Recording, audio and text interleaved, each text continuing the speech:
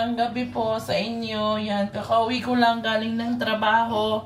At look guys, sobrang inaantok na ako, pagod. Tuto lang kami ng itlog ngayong gabi. Itlog, tas palaman ko sa kubos.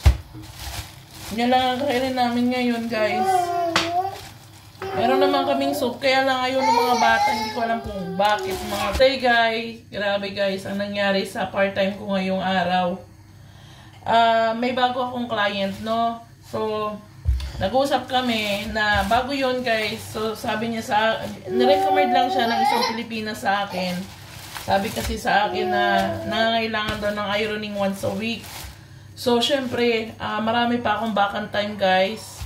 Lalo na kapag Sabado kasi inalisan ko na nga po yung dati kong client na pinupuntahan na yung nanigaw sa akin. Hindi ko na talaga siya binalikan. And then guys, so nangailangan ako ng available ng Saturday. Ang nangyari guys, pumunta na ako. So nag-usap kami a day before ng schedule ko sa kanya. So ang sabi niya sa akin na yun, magkikita nga at mag-usap kami dun sa trabaho. So yun yung kaganina po. As nangyari guys, sabi ko, Madam, ano yung number ng bahay mo? Kasi nandito na ako malapit sa bahay, sa lugar mo. Tapos, ang tagal niya mag-message. Tinatawagan ko siya, hindi siya nagre-reply. Tapos maya-maya guys, nag-message siya sa akin na sabi niya, I'm very sorry. Sabi niya, I'm outside, wala daw siya sa bahay. So, cancel daw yung part-time ko kasi daw ko kundi daw yung plansyahin.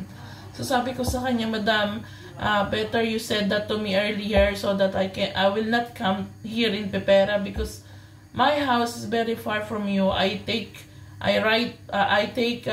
rides. Sabi ko sa kanya, in-explain ko. Tapos sabi niya sa akin, sorry daw kasi nga parang nalimutan daw niya. So, sabi ko, grabe ang Sabado ko. Grabe ang Sabado ko ngayon na, alam mo yun, dapat nag-stay na lang ako sa bahay ba. Tapos, nilabas ko na lang sana yung mga bata. Kaya lang.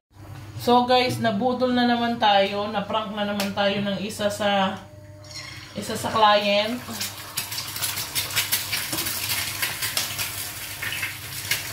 Prito lang ako ng itlog guys.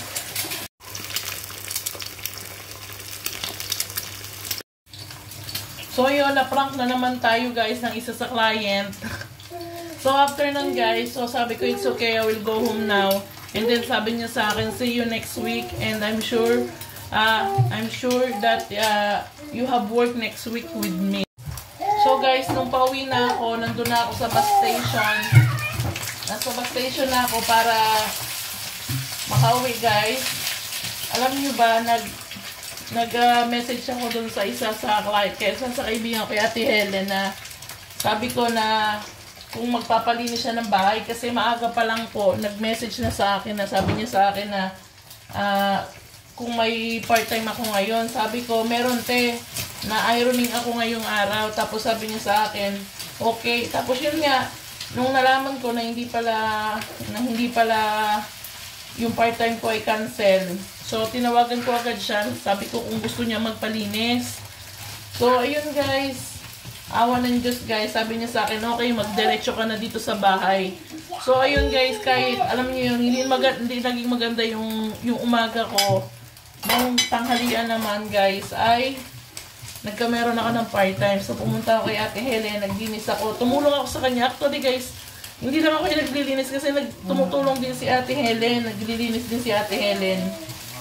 So, tulong kami ni Ate Helen na naglinis ng bahay niya. So, dun sa hindi nakakalam guys, si Ate Helen po yung tao na tumulong sa akin kaya nakapunta ako dito sa Bucharest.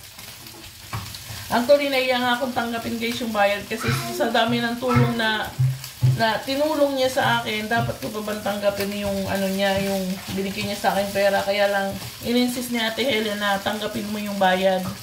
Kaya kinuha ko na rin guys. So, yun guys, hindi naman ako ganun guys kapagod dun kaila Ate Helen. So, yun guys, sobrang happy ko kahit inaantok talaga ako guys. Sobrang happy ko guys kahit alam niyo na ngayong araw ay hindi naging maganda yung umaga ko na may tao na naman nag-cancel, na wala na naman pakiramdam na alam nilang namamasahe yung tao. So, yun. I'm so thankful guys kasi kahit pa paano meron akong kinita ngayong araw na to. Yun, hindi talaga ako pinapabayaan ni God guys na hindi ako masiro kasi alam niyo kailangan ko ng pera. So yun guys. Hindi man naging maganda nung umaga pero nung hapon naging maganda, naging maliwanag. I'm so happy guys. Alam niyo yun na kaya ganito guys yung aura ko guys kasi talagang inaantok ako kasi kagabi anong oras na ako natulog, nag-edit pa ako ng video. Late na nga ako guys, hindi ko natapos yung pag-edit kasi kailangan kong gumising ng maaga. O yan guys, ganyan yung gusto ng mga bata sa pagluto ng itlog, yung medyo siya yellow. Mabuti na lang guys talaga na save ang araw ko at hindi tayo na zero guys, hindi tayo na bokya ba. Yung kahit pa paano may tayo ba, may pangbili tayo, may pang save tayo ba ng pangbayad ng bahay, may pangtabi tayo kahit konti ba. Kababayad ko lang pala guys ng bills kahapon, yun nagbayad ako ng bills. Yung kasama na lahat yun sa kuryente, sa tubig, sa yung internet pa, sa Friday naman yung internet. So yun, nakabayad naman ako guys. Sa gas pa, yan.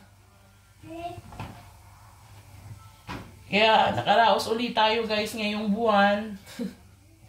Nakaraos na naman ang buwan natin. Medyo paus na ako guys kasi nga gawa sa lamig ba, inuubo din ako. Inuubo na makatinda lamunan ko guys. Hindi lang naman ako, halos lahat ng tao ngayon dito guys na inuubo. Yan.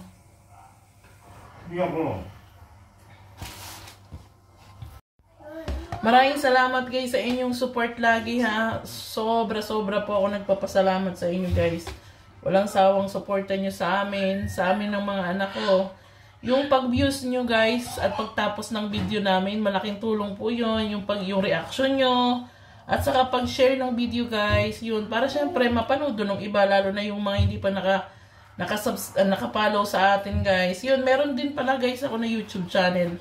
Kung gusto nyo mapanood pa yung mga dati kong mga video, mga old videos, marami po ako nasa 300 plus yung nasa YouTube channel ko na mga ginagawa. Kasi matagal na po talaga akong nagbablog-vlog, tumitigil nga lang po ako.